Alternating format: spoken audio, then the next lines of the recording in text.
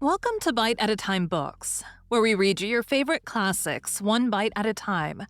My name is Bree Carlile, and I love to read and wanted to share my passion with listeners like you.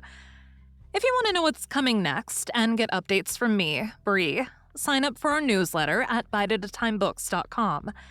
Be sure to follow the show on your favorite podcast platform so you get all the new episodes. Or you can follow the show on YouTube, where we have playlists for all the stories. We're part of the Bite at a Time Books Productions Network. If you'd also like to hear what inspired your favorite classic author to write their novels, and what was going on in the world at the time, check out the Bite at a Time Books Behind the Story podcast, Tuesdays, wherever you listen to podcasts. Today we'll be continuing Through the Looking Glass by Lewis Carroll. Chapter 8. It's My Own Invention. After a while, the noise seemed to gradually die away, till all was dead silence, and Alice lifted up her head in some alarm. There was no one to be seen, and her first thought was that she must have been dreaming about the lion and the unicorn and those queer Anglo-Saxon messengers. However, there was the great dish still lying at her feet, on which she had tried to cut the plum cake. So I wasn't dreaming after all, she said to herself. Unless we're all part of the same dream. Only I do hope it's my dream and not the Red King's. I don't like belonging to another person's dream. She went on in a rather complaining tone. I've a great mind to go and wake him and see what happens. At this moment, her thoughts were interrupted by a loud shouting of "Ahoy, ahoy, check!" And a knight dressed in crimson armor came galloping down upon her, brandishing a great club. Just as he reached her, the horse stopped suddenly. "You're my prisoner," the knight cried as he tumbled off his horse. Startled as she was, Alice was more frightened for him than for herself at the moment, and watched him with some anxiety as he mounted again. As soon as he was comfortably in the saddle, he began once more. "You're my—" But here another voice broke in. "Ahoy, check!" And Alice looked round in some surprise for the new enemy. This time it was a white knight.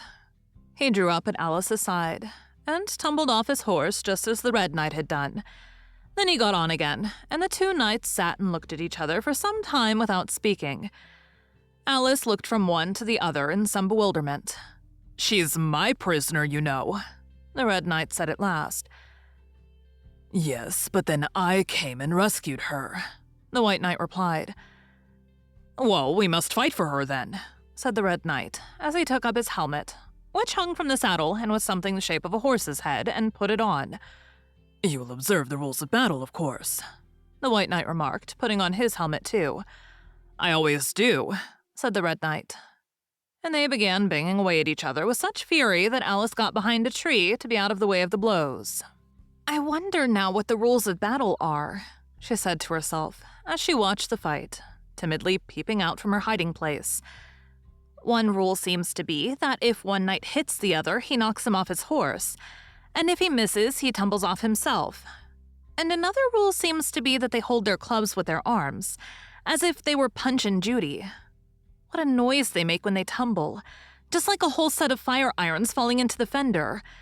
And how quiet the horses are. They let them get on and off them just as if they were tables. Another rule of battle that Alice had not noticed seemed to be that they always fell on their heads, and the battle ended with their both falling off in this way side by side. When they got up again, they shook hands, and then the red knight mounted and galloped off. "It was a glorious victory, wasn't it?" said the white knight as he came up panting. "I don't know," said Alice doubtfully. "I don't want to be anyone's prisoner. I want to be a queen." "So you will when you've crossed the next brook," said the white knight. "I'll see you safe to the end of the wood. And then I must go back, you know. That's the end of my move." "Thank you very much," said Alice. "May I help you off with your helmet?" It was evidently more than he could manage by himself. However, she managed to shake him out of it at last. "Now one can breathe more easily," said the knight, putting back his shaggy hair with both hands, and turning his gentle face and large, mild eyes to Alice. She thought she had never seen such a strange-looking soldier in all her life. He was dressed in tin armor, which seemed to fit him very badly, and he had a queer-shaped little deal box fastened across his shoulder, upside down and with the lid hanging open. Alice looked at it with great curiosity. "I see you're admiring my little box," the knight said in a friendly tone. "It's my own invention, to keep clothes and sandwiches in. You see, I carry it upside down so that the rain can't get in." "But the things can get out," Alice gently remarked. "Do you know the lid's open?" "I didn't know it," the knight said, a shade of vexation passing over his face. "Then all the things must have fallen out, and the box is no use without them." He unfastened it as he spoke, and was just going to throw it into the bushes, when a sudden thought seemed to strike him, and he hung it carefully on a tree. "Can you guess why I did that?" he said to Alice. Alice shook her head. "In hopes some bees may make a nest in it. Then I should get the honey." "But you've got a beehive, or something like one, fastened to the saddle," said Alice. "Yes, it's a very good beehive," the knight said in a discontented tone. "One of the best kind. But not a single bee has come near it yet, and the only thing is a mousetrap. I suppose the mice keep the bees out, or the bees keep the mice out. I don't know which." "I was wondering what the mousetrap was for," said Alice. "It isn't very likely there would be any mice on the horse's back." "Not very likely, perhaps," said the knight. "But if they do come, I don't choose to have them running all about. You see," he went on after a pause, "it's as well to be provided for everything. That's the reason the horse has all those anklets round his feet." "But what are they for?" Alice asked in a tone of great curiosity. "To guard against the bites of sharks," the knight replied. "It's an invention of my own. And now help me on. I'll go with you to the end of the wood. What's the dish for?" "It's meant for plum cake," said Alice. "We'd better take it with us," the knight said. "It'll come in handy if we find any plum cake. Help me to get it into this bag." This took a very long time to manage, though Alice held the bag open very carefully because the knight was so very awkward in putting in the dish. The first 2 or 3 times that he tried, he fell in himself instead. "It's rather a tight fit, you see," he said as they got it in at last. "There's so many candlesticks in the bag." And he hung it to the saddle, which was already loaded with bunches of carrots and fire irons and many other things. "I hope you've got your hair well fastened on," he continued as they set off. "Only in the usual way," Alice said, smiling. "That's hardly enough," he said anxiously. "You see, the wind is so very strong here. It's as strong as soup." "Have you invented a plan for keeping the hair from being blown off?" Alice inquired. "Not yet," said the knight, "but I've got a plan for keeping it from falling off." "I should like to hear it, very much." "First, you take an upright stick," said the knight. "Then you make your hair creep up it, like a fruit tree. Now, the reason hair falls off is because it hangs down. Things never fall upwards, you know. It's a plan of my own invention. You may try it if you like." It didn't sound a comfortable plan, Alice thought, and for a few minutes she walked on in silence, puzzling over the idea, and every now and then stopping to help the poor knight, who certainly was not a good rider. Whenever the horse stopped, which it did very often, he fell off in front, and whenever it went on again, which it generally did rather suddenly, he fell off behind. Otherwise, he kept on pretty well, except that he had a habit of now and then falling off sideways. And as he generally did this on the side on which Alice was walking, she soon found that it was the best plan not to walk quite close to the horse. "I'm afraid you've not had much practice in riding," she ventured to say as she was helping him up from his 5th tumble. The knight looked very much surprised and a little offended at the remark. "What makes you say that?" he asked as he scrambled back into the saddle, keeping hold of Alice's hair with one hand to save himself from falling over on the other side. "Because people don't fall off quite so often when they've had much practice." "I've had plenty of practice," the knight said very gravely. "Plenty of practice." Alice could think of nothing better to say than, "Indeed?" But she said it as heartily as she could. They went on a little way in silence after this, the knight with his eyes shut, muttering to himself, and Alice watching anxiously for the next tumble. "The great art of riding," the knight suddenly began in a loud voice, waving his right arm as he spoke, "is to keep—" Here the sentence ended as suddenly as it had begun, as the knight fell heavily on top of his head, exactly in the path where Alice was walking. She was quite frightened this time, and said in an anxious tone as she picked him up, "I hope no bones are broken." "None to speak of," the knight said, as if he didn't mind breaking 2 or 3 of them. "The great art of riding, as I was saying, is to keep your balance properly. Like this, you know." He let go the bridle and stretched out both arms to show Alice what he meant. And this time he fell flat on his back, right under the horse's feet. "Plenty of practice," he went on repeating, all the time that Alice was getting him on his feet again. "Plenty of practice." "It's too ridiculous," cried Alice, losing all her patience this time. "You ought to have a wooden horse on wheels, that you ought." "Does that kind go smoothly?" the knight asked in a tone of great interest, clasping his arms round the horse's neck as he spoke, just in time to save himself from tumbling off again. "Much more smoothly than a live horse," Alice said with a little scream of laughter, in spite of all she could do to prevent it. "I'll get one," the knight said thoughtfully to himself. "1 or 2. Several." There was a short silence after this, and then the knight went on again. "I'm a great hand at inventing things. Now I dare say you noticed, that last time you picked me up, that I was looking rather thoughtful." "You were a little grave," said Alice. "Well, just then I was inventing a new way of getting over a gate. Would you like to hear it?" "Very much indeed," Alice said politely. "I'll tell you how I came to think of it," said the knight. "You see, I said to myself, the only difficulty is with the feet. The head is high enough already. Now first I put my head on the top of the gate, then I stand on my head, then the feet are high enough, you see. Then I'm over, you see." "Yes, I suppose you'd be over when that was done," Alice said thoughtfully. "But don't you think it would be rather hard?" "I haven't tried it yet," the knight said gravely, "so I can't tell for certain. But I'm afraid it would be a little hard."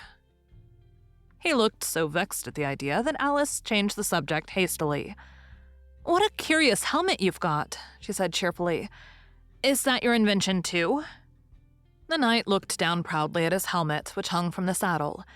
"Yes," he said, "but I've invented a better one than that, like a sugar loaf. When I used to wear it, if I fell off the horse, it always touched the ground directly, so I had a very little way to fall, you see. But there was the danger of falling into it, to be sure. That happened to me once, and the worst of it was, before I could get out again, the other white knight came and put it on. He thought it was his own helmet." The knight looked so solemn about it that Alice did not dare to laugh. "I'm afraid you must have hurt him," she said in a trembling voice. "Being on the top of his head." "I had to kick him, of course," the knight said very seriously. "And then he took the helmet off again, but it took hours and hours to get me out. I was as fast as lightning, you know."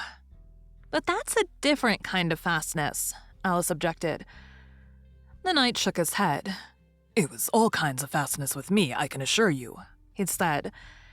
He raised his hands in some excitement as he said this, and instantly rolled out of the saddle and fell headlong into a deep ditch.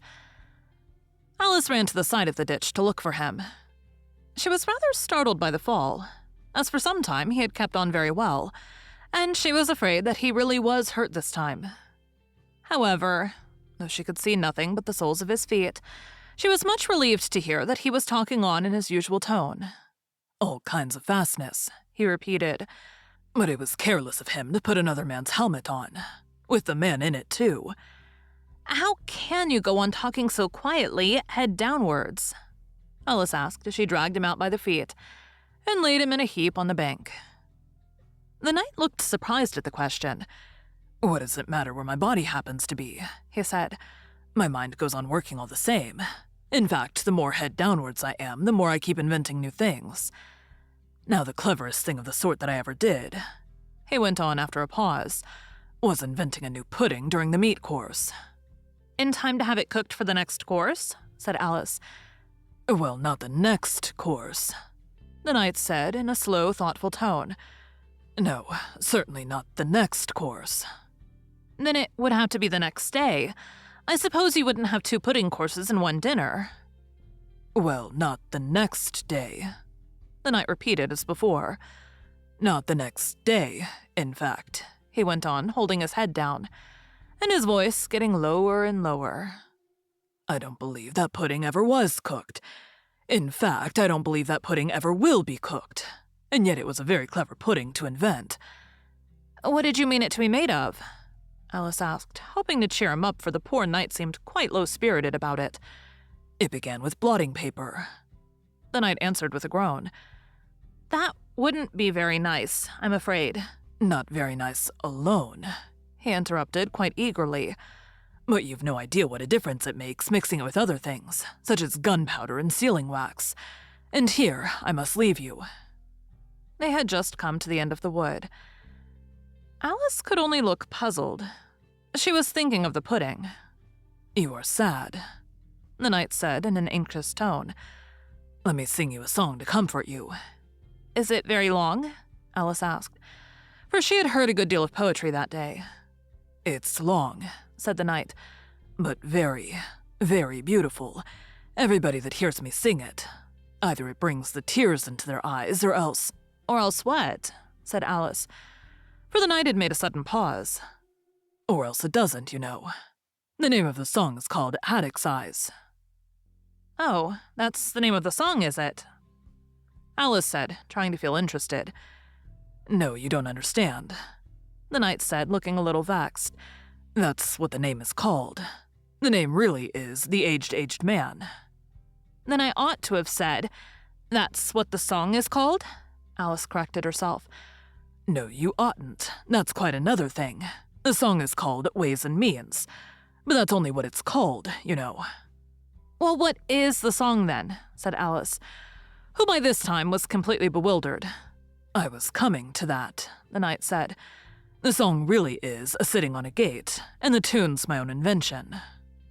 So saying, he stopped his horse and let the reins fall on its neck. Then, slowly beating time with one hand, and with a faint smile lighting up his gentle, foolish face as if he enjoyed the music of his song, he began. Of all the strange things that Alice saw in her journey through the looking-glass, this was the one that she always remembered most clearly. Years afterwards, she could bring the whole scene back again, as if it had been only yesterday. The mild blue eyes and kindly smile of the knight, the setting sun gleaming through his hair and shining on his armor in a blaze of light that quite dazzled her. The horse, quietly moving about, with the reins hanging loose on his neck, cropping the grass at her feet, and the black shadows of the forest behind. All this she took in like a picture, as with one hand shading her eyes, she leaned against a tree, watching the strange pair and listening, in a half-dream, to the melancholy music of the song. "But the tune isn't his own invention," she said to herself. "It's, I give thee all, I can no more." She stood and listened very attentively, but no tears came into her eyes. "I tell thee everything I can. There's little to relate. I saw an aged man a-sitting on a gate. 'Who are you, aged man?' I said, 'and how is it you live?' And his answer trickled through my head like water through a sieve. He said, 'I look for butterflies that sleep among the wheat. I make them into mutton pies and sell them in the street. I sell them unto men,' he said, 'who sail on stormy seas. And that's the way I get my bread, a trifle if you please. But I was thinking of a plan to dye one's whiskers green, and always use so large a fan that they could not be seen. So having no reply to give to what the old man said, I cried, 'Come tell me how you live,' and thumped him on the head. His accents mild took up the table, he said, 'I go my ways.' And when I filled a mountain rill, I set it in a blaze. And thence they make a stuff they call Roland's Macassar oil. Yet 2 pence halfpenny is all they give me for my toil. But I was thinking of a way to feed oneself on batter, and so go on from day to day, getting a little fatter. I shook him well from side to side until his face was blue. 'Come tell me how you live,' I cried, 'and what it is you do.' He said, 'I hunt for haddock's eyes among the heather bright, and work them into waistcoat buttons in the silent night. And these I do not sell for gold or coin of silvery shine, but for a copper halfpenny that will purchase 9. I sometimes dig for buttered rolls or set limed twigs for crabs. I sometimes search for grassy knolls for wheels of hansom cabs. And that's the way,' he gave a wink, 'by which I get my wealth. And very gladly will I drink your honor's noble health.' I heard him then, for I had just completed my design to keep the Mena Bridge from rust by boiling it in wine. I thanked him much for telling me the way he got his wealth, but chiefly for his wish that he might drink my noble health. And now if e'er by chance I put my fingers into glue, or madly squeeze a right-hand foot into a left-hand shoe, or if I drop upon my toe a very heavy weight, I weep, for it reminds me so of that old man I used to know, whose look was mild, whose speech was slow, whose hair was whiter than the snow, whose face was very like a crow, with eyes like cinders all aglow, who seemed distracted with his woe, who rocked his body to and fro, and muttered mumblingly and low, as if his mouth was full of dough, who snorted like a buffalo, that summer evening long ago, a-sitting on a gate. As the knight sang the last words of the ballad, he gathered up the reins and turned his horse's head along the road by which they had come. "You've only a few yards to go," he said. "Down the hill and over that little brook, and then you'll be a queen. But you'll stay and see me off first," he added as Alice turned with an eager look in the direction to which he pointed. "I shan't be long. You'll wait and wave your handkerchief when I get to that turn in the road. I think it'll encourage me, you see." "Of course I'll wait," said Alice. "And thank you very much for coming so far. And for the song, I liked it very much." "I hope so," the knight said doubtfully.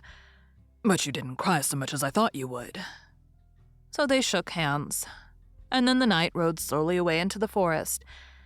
"It won't take long to see him off, I expect," Alice said to herself, as she stood watching him.